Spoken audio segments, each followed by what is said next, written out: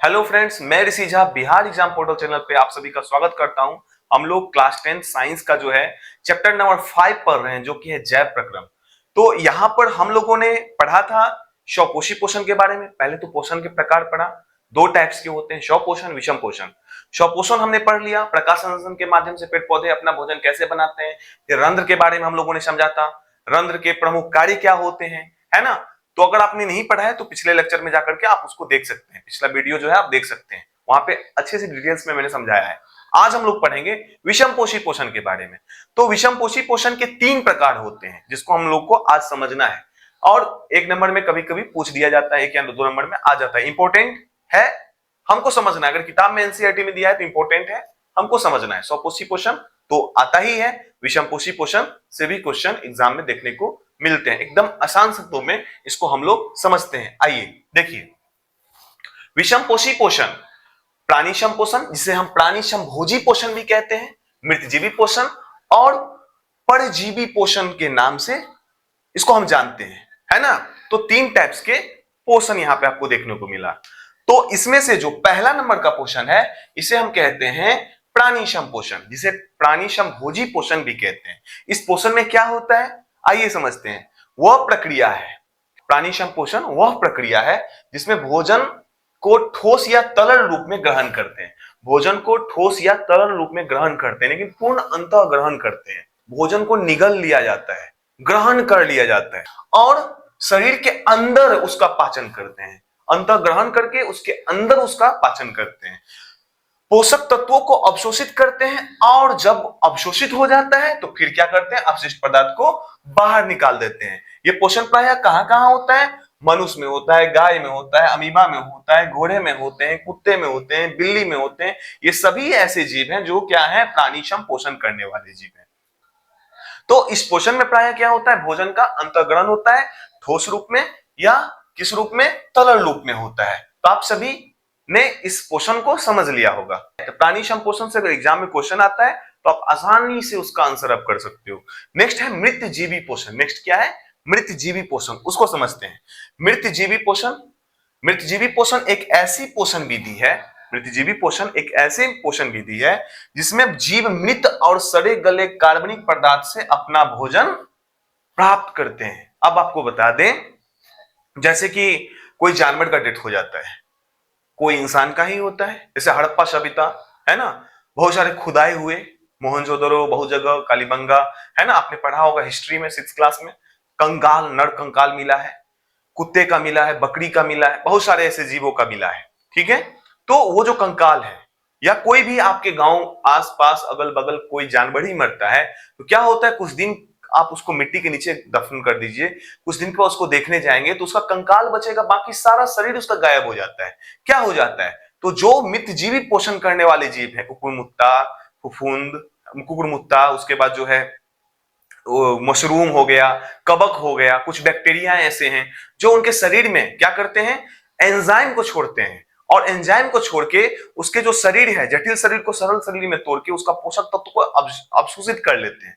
तो ये जो डिकम्पोजिशन हो जाता है, उसका क्या हो जाता है, वो पूरा शरीर ही गायब हो जाता है, वो पोषण प्राप्त कर लेते हैं उनके शरीर से। तो मृतजीवी पोषण प्राप्त करते हैं वो। तो मृतजीवी पोषण एक ऐसी पोषण विधि है जिसमें जीव मृत और सड़े गले कार्बनिक पदार्थ से अपना भोजन प्राप्त करते हैं। इस पोषण में जीव एंजाइमों का स्राव करते हैं। इस भोजन में जीव क्या करते हैं, एंजाइमों का, इस पोषण में जीव एंजाइमों का सेवन करते हैं। मृत पदार्थ को सरल पोषक तत्वों में तोड़ते हैं, मृत पदार्थ को सरल पोषक तत्वों में तोड़ते हैं और फिर उनका अवशोषित कर लेते हैं। जैसे मशरूम, कुकुरमुत्ता, कुछ प्रकार के बैक्टीरिया, यहां पे लिख देते हैं कवक, कवक, है ना, ये सभी ऐसे पोषण करते हैं। ये सभी जो हैं प्रायः इस प्रकार के पोषण करते हैं। उस प्रकार का नाम है मृतजीवी पोषण। क्या है नाम, मृतजीवी पोषण। तो हमने अभी क्या समझा, प्राणीशम पोषण, उसके बाद प्राणीशम पोषण का एक और नाम है प्राणीशम भोजी पोषण, उसके बाद मृतजीवी पोषण। अब जो नेक्स्ट है उसे हम समझते हैं, यह है परजीवी पोषण। परजीवी पोषण को समझते हैं। परजीवी अन्य जीवों के शरीर के अंदर या बाहर रहकर, परजीवी जीवों के शरीर के अंदर या बाहर रहकर उनको बिना मारे उनसे अपना पोषण प्राप्त करते हैं।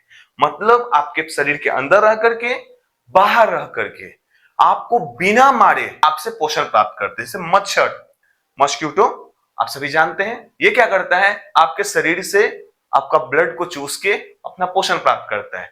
क्या उस दौरान आपकी मृत्यु होती है? नहीं। आपको मारता है? नहीं मारता है। उसी तरह अगर जू की अगर बात करें तो आपके सर के स्कल्प से वो क्या करता है, पोषण को प्राप्त करता है, आपको बिना मारे पोषण को प्राप्त करता है ना। तो उसमें आपकी कोई क्षति नहीं होता है। लेकिन पहले इसको समझिए, परजीवी पोषण परजीवी अन्य जीवों के शरीर के अंदर या बाहर रहकर उनको बिना मारे उनसे अपना पोषक तत्व क्या करते हैं, पोषण पोषण जो है प्राप्त करते हैं। जैसे जू, अमरबेल, फीताकृमि, है ना, उसके बाद आप कह सकते हैं जोंक, उसके बाद आप कह सकते हैं मच्छर, ये सभी ऐसे पोषण करते हैं जिसका नाम है उस पोषण का परजीवी पोषण। एक होता है परभक्षी पोषण। परभक्षी पोषण में क्या होता है इसको समझिए। परभक्षी पोषण में क्या होता है, जैसे शेर है, हिरण को मार देता है, उसमें जो पोषण है, जिससे वो पोषण का सोर्स है, उसको क्षति पहुंचाता है। आपको जो आपसे मच्छर या आपका जू जो आपसे पोषण प्राप्त करता है उसमें आपको कोई क्षति नहीं होता है, आपको बिना मारे आपसे पोषण प्राप्त करता है। लेकिन इसीलिए इसे कहते हैं परजीवी पोषण। लेकिन एक होता है परभक्षी पोषण। परभक्षी पोषण में जो पोषण का माध्यम उसको खत्म कर देता है। जैसे हिरण है, हिरण से वो पोषण प्राप्त करता है, हिरण को भक्षण कर लेता है, मार देता है, ठीक है, उसे परभक्षी पोषण भी कहा जाता है। एक पोषण और होता है परभक्षी पोषण। लेकिन प्रायः हमें प्राणिशम पोषण, मृतजीवी पोषण, परजीवी पोषण से ही एग्जाम में क्वेश्चन देखने को मिलते हैं। तो आप इसको आसान शब्दों में, इससे आसान शब्द क्या हो सकता है, मैंने बहुत ही आसान शब्दों में आपको इसको समझाया। आप इसको नोट करना चाहते तो नोट करें, यहां से 1-2 नंबर में एग्जाम में आ जाता है, 2 नंबर 3 नंबर में आ जाता है ना। लेकिन इसके बाद जो अभी हम पढ़ाएंगे वो है अमीबा में पोषण। यहां से तो क्वेश्चन आना ही है, हर साल आता है ना। ऑब्जेक्टिव में आ जाता है, 2 नंबर में आ जाता है, 1 नंबर में वन लाइनर में पूछ दिया जाता है, ठीक है।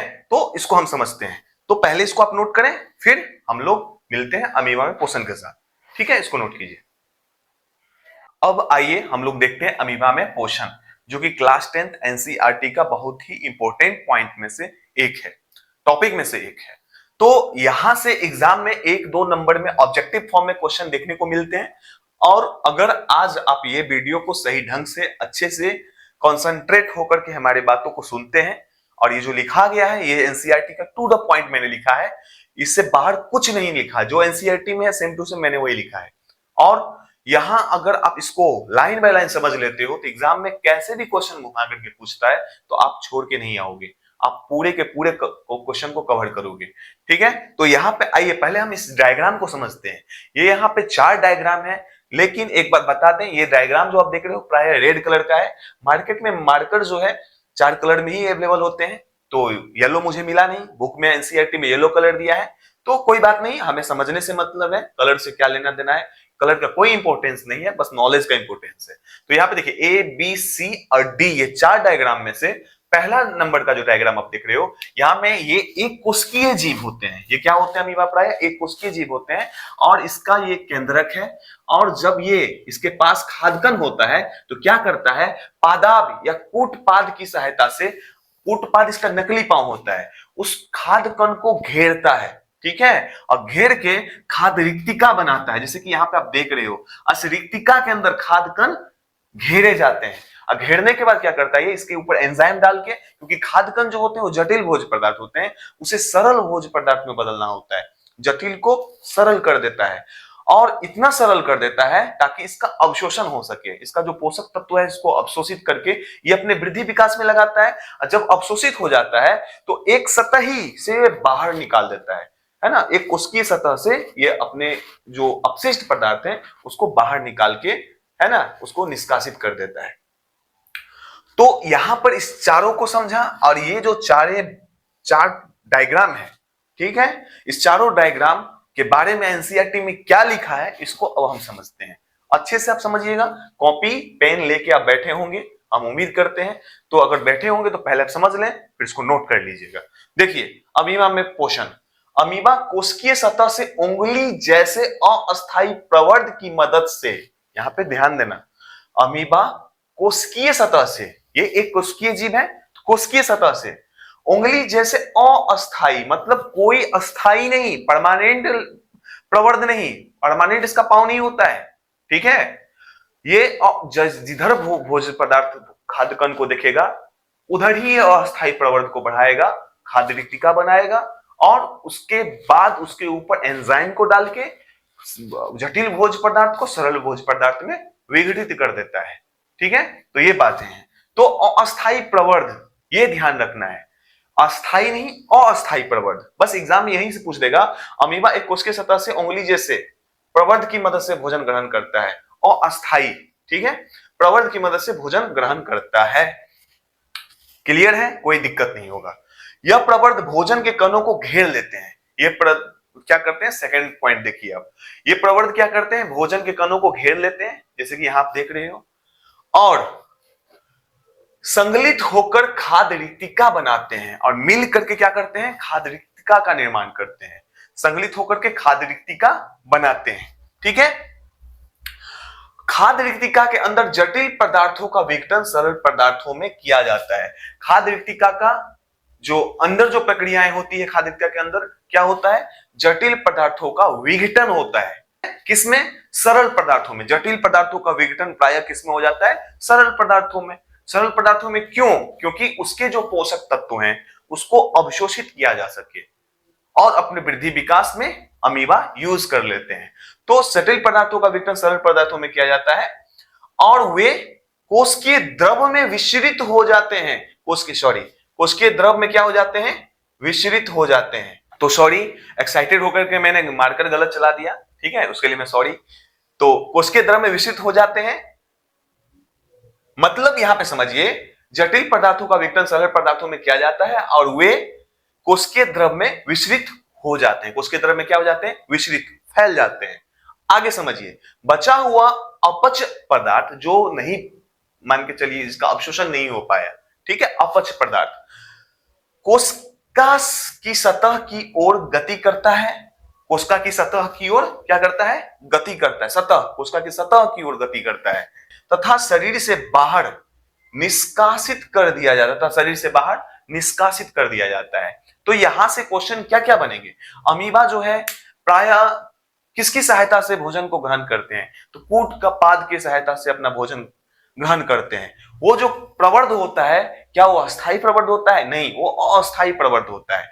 लेकिन ये जो बातें हैं, इसको आपने अगर अच्छे से सुना है तो आपको समझ में आ गया होगा। उसको याद करने वाला कुछ है ही नहीं, नॉर्मल एक दो पॉइंट है जिसको ध्यान में रखना है कि अमीबा के अंदर अस्थायी प्रवर्ध होता है। अमीबा कूट पाद की सहायता से खाद्य रिक्तिका का निर्माण करते हैं, है ना, वो जो घेर लेते हैं और संगलित होकर के खाद्य कण को घेरते हैं, ये ध्यान में रखना है। दूसरी बात जो यहां पे हम आपको समझाने जा रहे हैं, यह पैरामीशियम के बारे में। इसके बारे में कोई डायग्राम नहीं दिया गया है हमारे एनसीईआरटी बुक में। ये जो डायग्राम देख रहे हो ना, ये प्रायः मैंने आपको समझाने के लिए यहां लिखा है। ये डायग्राम जो होता है पैरामीशियम का होता है। ये आपका जो पांव है ना, पांव के शेप का ये होता है। ये जो आप देख रहे हो ना, बाल बाल बाल जैसा ये साइड में देख रहे हो, इसे प्रायः हम लोग सीलिया कहते हैं। क्या कहते हैं, सीलिया। और ये सीलिया के मदद से ही इधर उधर ट्रेवल करता है, भोजन को ग्रहण करता है ना। जिस दिशा में जाता है उस दिशा में इसे सीलिया ही जाने में मदद करती है। तो सीलिया के वजह से ही ये ऐसा होता है। ये हेड इसकी इंपॉर्टेंस बहुत बड़ी है। किसके अंदर, पैरामीशियम के अंदर। तो क्लियर है। तो एनसीईआरटी में कुछ दो तीन बातें लिखा गया है जिसको समझना है, और इसके बारे में डिटेल्स नहीं है। जब डिटेल्स नहीं है तो एग्जाम में नहीं पूछेगा, तो फालतू हम लोग मेहनत करके क्या करेंगे। पैरामीशियम, ठीक है, अमीबा से ये छोटा होता है, अमीबा से छोटा होता है। और कभी कभी बहुत सारे केस में ऐसा देखा गया है, अमीबा ने पैरामीशियम को खा लिया। अमीबा से छोटा होता है, तो एक कोश के जीव छोटे, अपने से छोटे कोश के जीव को क्या करते हैं, भोजन के रूप में ग्रहण कर लेते हैं। ये बातें हैं, और हकीकत भी है, अमीबा पैरामीशियम को खा जाता है। तो पैरामीशियम भी एक कोशिकीय जीव है। पैरामीशियम क्या है, एक कोशिकीय जीव है, जैसे कि अमीबा भाई साहब है। इसकी कोशिका का एक निश्चित आकार होता है। अब यहां पे ये बात ध्यान देना है, निश्चित आकार होता है, इसकी कोशिका का एक निश्चित आकार होता है। लेकिन अमीबा में ऐसा नहीं होता है। अमीबा जिधर खाद्य कण देखेंगे उधर ही अपने प्रवर्ध बढ़ा करके फिर वैसा आकार ले लेते हैं। लेकिन पैरामीशियम में ऐसा नहीं देखने को मिलता है, इसका निश्चित आकार होता है, और भोजन एक विशिष्ट स्थान से ही ग्रहण किया जाता है। अब भोजन को एक विशिष्ट स्थान से ही ग्रहण किया जाता है, लेकिन इसमें नहीं है, इसमें ऐसे देखने को नहीं मिलता है। भोजन इस स्थान तक पक्षियाब की गति द्वारा पहुंचता है, यही पक्षियाब है। इसे क्या कहते हैं, पक्षियाब, है ना। तो ये पक्षियाब के गति के द्वारा क्या करता है, पहुंचता है। क्या करता है, पहुंचता है। जब पहुंचाता है, ठीक है, भोजन इस स्थान तक पक्षी आपकी गति के द्वारा पहुंचाता है। तो इसमें कोई कंफ्यूजन आपको नहीं होगा। अमीबा के बारे में हमने समझा। पैरामीशियम से अगर एग्जाम में क्वेश्चन डालता है तो भी आप समझ जाएंगे। पैरामीशियम एक कोशिकीय जीव है, स्वाभाविक बात है, आप 9th क्लास में भी इसके बारे में पढ़े होंगे। इसकी कोशिका एक निश्चित आकार का होता है, ये बात ध्यान में रखना है। इसका कोशिका एक निश्चित आकार में नहीं होता, लेकिन इसका कोशिका एक निश्चित आकार में होता है। भोजन एक विशिष्ट स्थान से ही ग्रहण किया जाता है और भोजन को इस स्थान तक पक्षियाब की सहायता से पहुंचाया जाता है, पक्षियाब की गति द्वारा क्या किया जाता है, पहुंचाया जाता है। तो ये सारी बातें कोई बहुत बड़ा बात नहीं है। अगर आप इसका रिवीजन करते रहेंगे तो आप आसानी से इसको समझ लेंगे, एग्जाम में आप गलती नहीं करेंगे। हम उम्मीद करते हैं आप इसको अच्छे ढंग से समझे होंगे। अगर समझे होंगे, अगर आपको कोई प्रॉब्लम इसके बाद भी है तो कमेंट्स बॉक्स में आप जरूर लिखें। आप लोग कमेंट्स बॉक्स में नहीं लिखते हैं, अगर समझ में आया तो हाँ, है ना, तो आप लिखेंगे तो हम समझेंगे। अगर आपको कोई प्रॉब्लम है तो भी लिखिए। अगर आपको कोई ऐसा चैप्टर है जो समझ में नहीं आया, मतलब टॉपिक है जो समझ में नहीं आया, तो मैं उसका कोशिश करूंगा नेक्स्ट वीडियो में उसका आंसर करने का, उत्तर देने का, समझाने का कोशिश करूंगा। और ये जब जैव प्रक्रम खत्म हो जाएगा तो 5-7 साल 8 साल प्रीवियस ईयर जो भी बिहार बोर्ड एग्जाम में पूछे गए क्वेश्चन है उस सभी का मैं जैव प्रक्रम से जो भी क्वेश्चन बनने वाला होगा सबको एक जगह ऑब्जेक्टिव फॉर्म बना करके मैं इस चैप्टर के खत्म होने के साथ मैं आपको ये प्रैक्टिस करवा दूंगा। और जो भी क्वेश्चन जो एग्जाम में बनने या पूछने की संभावना है उस सारे का मैं अभ्यास करूंगा, ताकि आपके एग्जाम में अगर यहां से क्वेश्चन आते हैं इस चैप्टर से तो एक भी क्वेश्चन आप नहीं छोड़ोगे। ये मेरा 100% ये दावा है, ठीक है। तो अगर आप इसको समझ लिए, अगर आप नोट करना चाहते हैं नोट करिए, बिहार एग्जाम पोर्टल चैनल को सब्सक्राइब करिए, लाइक करिए, कमेंट्स करिए। फिर मिलते हैं नेक्स्ट वीडियो में मानव में पोषण के साथ, ठीक है। ओके।